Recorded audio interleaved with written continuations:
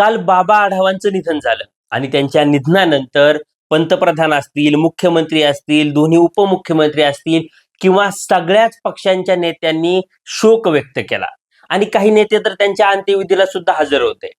आता अनेकांना हा प्रश्न पडला असेल, की बाबा आढाव असे नेमके कोण होते, की ज्यांच्यासाठी एवढे मोठमोठे नेते हे शोक व्यक्त करतायत किंवा सगळेच आमदार, खासदार किंवा सामाजिक क्षेत्रात काम करणारे जे लोक आहेत, ते त्यांच्याबद्दल दुःख व्यक्त करतायत. आता हीच गोष्ट आपण आजच्या व्हिडिओमधून समजून घेण्याचा प्रयत्न करणार आहेत, की बाबा आढाव नेमके होते कोण? कारण की आजच्या जेनझी जमान्यातल्या पोरांना बाबा आढावांचं कार्य हे तितकंसं माहीत नाहीये. कारण बाबा आढाव कधी रीलवर दिसले नाहीत, ते कधी कोणत्या व्हिडिओमध्ये दिसले नाहीत किंवा त्यांचं सोशल मीडिया कॅम्पेन करणारी कोणती टीम नव्हती. त्यामुळं बाबा आढावांचं कार्य आजच्या पिढीपर्यंत नीटपणे पोहोचलं नाहीये असं मला वाटतं. त्यामुळं बाबा आढावांचं कार्य आपण आजच्या व्हिडिओमधून सांगण्याचा प्रयत्न करणार आहे. त्यामुळं आजचा व्हिडिओ हा शेवटपर्यंत पहा आणि हा व्हिडिओ शेवटपर्यंत पाहिल्यानंतर महात्मा फुलेंचा शेवटचा सत्यशोधक गेला असं अनेक जण सोशल मीडियावर का म्हणतायत हे तुमच्या लक्षात येईल. नमस्कार, मी सिद्धांत आणि लॉजिकल सिद्धांत या आपल्या युट्यूब चॅनलमध्ये तुमचं अगदी मनपूर्वक स्वागत आहे. तर काल बाबा आढावांचं दुःखद निधन झालं आणि त्यांच्या निधनानंतर पंतप्रधानापासून ते मार्केट यार्डाच्या हमालापर्यंत सगळ्यांनी शोक व्यक्त केला. म्हणजे तुम्ही त्यांच्या अंत्यविधीचं फुटेज जर बघितलं असेल तर हमाल असतील, मापाडी असतील, रिक्षा चालक असतील, काच कागद वेचणाऱ्या महिला असतील, या सगळ्यांनी अक्षरशः अश्रू ढाळलेले तुम्ही बघितले असतील. पण एवढी सगळी लोक बाबा आढावांसाठी अश्रू का ढाळत होती? बाबा आढावांनी असं नेमकं काय केलं? तर आपण त्यांचा जीवन प्रवास एकदा समजून घेऊ. तर बाबा आढाव हे पुण्यातल्या पेठेतल्या भागामध्ये एक आयुर्वेदिक डॉक्टर होते आणि या डॉक्टरी पेशाच्या निमित्तानं त्यांची हमालांशी, कष्टकऱ्यांची, रिक्षावाल्यांशी नेहमी भेटगाठ व्हायची किंवा त्यांचे संबंध त्यांच्याशी येत होते आणि या संबंधांमधूनच डॉक्टरांना त्यांचे प्रश्न कळत होते. आता बाबा आढाव यांची सामाजिक जाणीव अतिशय मोठी होती आणि या सामाजिक जाणीवेतूनच आपण या लोकांसाठी काहीतरी केलं पाहिजे असं त्यांना सातत्यानं वाटत होतं आणि या जाणीवेचाच भाग म्हणून त्यांनी त्याबाबत कृती केली आणि ती कृती होती हमाल पंचायतीच्या स्थापनेची. बाबा आढावांनी मार्केट यार्डातल्या सगळ्या हमालांना एकत्रित करून त्यांची हमाल पंचायत स्थापन केली. आता ह्या हमाल पंचायतीची गरज का होती? तर आता महाराष्ट्रातल्या ग्रामीण भागातून आणि विशेषतः दुष्काळी पट्ट्यातून अनेक तरुण पोरं ही पोटाची भूक भागवण्यासाठी पुण्यात येत होती आणि पुण्यात ते हमालीचं काम करत होती. पुण्यात वेगळे काही त्यांच्यासाठीचे जॉब सुद्धा त्यावेळी उपलब्ध नव्हते आणि तसे आजही नाहीयेत.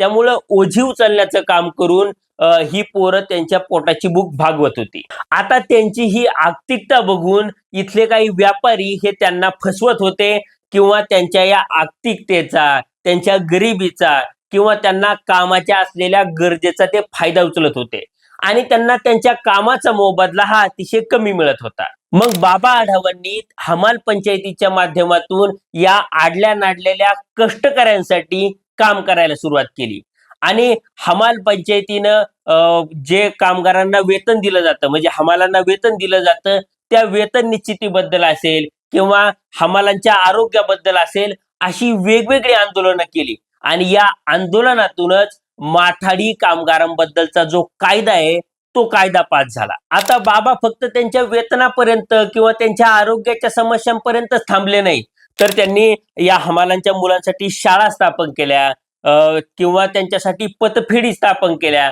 त्यांचे आर्थिक प्रश्न सुटावेत किंवा त्यांच्या मुलांच्या शिक्षणाचे प्रश्न सुटावेत, हा या मागचा हेतू होता. बरं, बाबांनी फक्त हमालांसाठीच काम केलं असं आहे का? तर तसंही नाहीये. त्यांनी हेच काम रिक्षा चालकांसाठी केलं. म्हणजे रिक्षा चालकांसाठी त्यांनी रिक्षा पंचायतीची स्थापना केली किंवा त्यांनी टेम्पो चालकांसाठी हेच काम केलं आणि त्यांनी टेम्पो पंचायत स्थापन केली.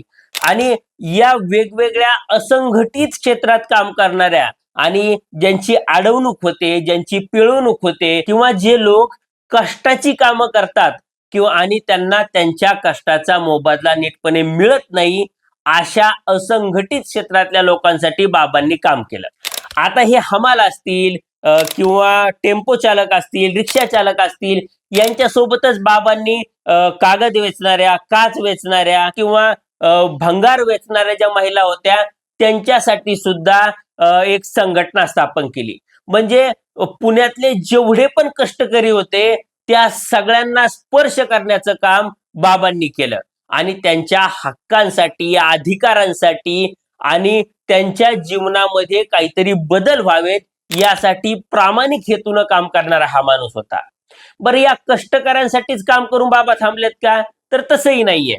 बाबांनी धरणग्रस्तांसाठी सुद्धा मोठं काम केलं आणि त्यांनी धरणग्रस्तांना संघटित करून अगदी यशवंतराव चव्हाणांच्या विरोधात सुद्धा आंदोलन केलं आणि त्यांच्या या प्रयत्नांनाच यश आलं आणि बाबांच्या या प्रयत्नातूनच प्रकल्पग्रस्तांसाठी आज जो कायदा आहे तो कायदा पास झाला.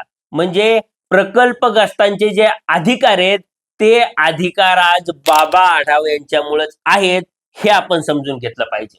आता बाबा आढावांनी या कष्टकऱ्यांसाठी, ज्यांच्या कष्टाचा मोबदला मिळत नाही किंवा ज्यांची पिळवणूक होते अशा असंघटित क्षेत्रातल्या लोकांसाठी तर काम केलंच, पण त्यांनी पुरोगामी विचारांसाठी सुद्धा खूप मोठं काम केलं. आणि त्यामुळेच मी जे तुम्हाला सुरुवातीला सांगितलं की महात्मा फुलेंचा विचार जगणारा एक शेवटचा सत्यशोधक गेला असं लोक का म्हणतायत ते यामुळे म्हणतायत. तर महात्मा फुलेंच्या विचारांसाठी बाबांनी काय काम केलं?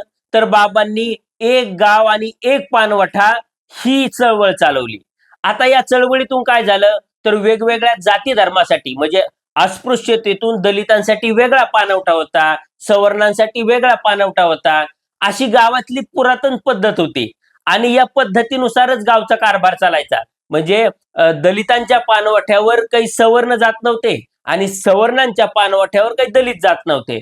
तर ही अस्पृश्यता संपावी आणि दोन्ही म्हणजे सवर्णांनी आणि दलितांनी एकत्रित पाणी भरावं यासाठी बाबा आढावांनी एक गाव आणि एक पानवठा ही चळवळ चालवली.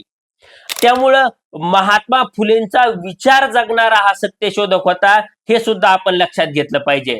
आणि या महात्मा फुलेंच्या विचारातूनच काल बाबा आढावांचा ज्यावेळी अंत्यविधी झाला त्यावेळी कोणतेही धार्मिक विधी न करता विद्युत दाहिनीमधून त्यांचा अंत्यसंस्कार झाला. म्हणजे स्वतःच्या मृत्यूनंतर सुद्धा बाबा आढाव हे महात्मा फुलेंचे पुरोगामी विचार हे जगलेले आपल्याला पाहायला मिळतात.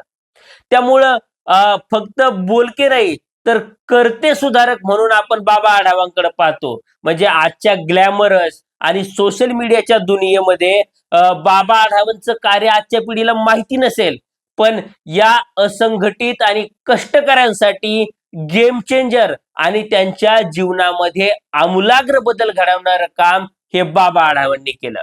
आणि या महात्म्याला त्यांच्या मृत्यूनंतर आपण विनम्र अभिवादन करूयात आणि त्यांच्या कार्याला पुढे घेऊन जाण्याचा किंवा त्यांचं कार्य हे आपल्या कृतीत थोडंफार का होईना उतरवण्याचा आपण त्यांना शब्द देऊयात आणि असा शब्द देऊन आपण त्यांना शेवटचा अलविदा करूयात. धन्यवाद.